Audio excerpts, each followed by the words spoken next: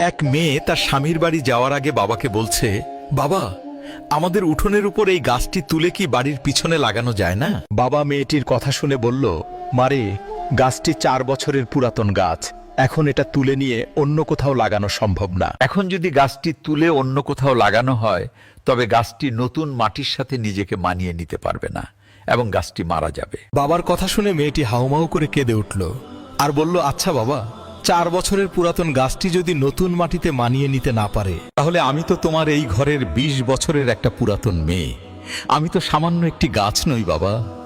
তাহলে তুমিই বলো, আমি কিভাবে অন্য একটি নতুন বাড়িতে গিয়ে নিজেকে সম্পূর্ণ মানিয়ে নিব আর কিভাবে নিজেকে সম্পূর্ণ বাঁচিয়ে রাখবো বাবা?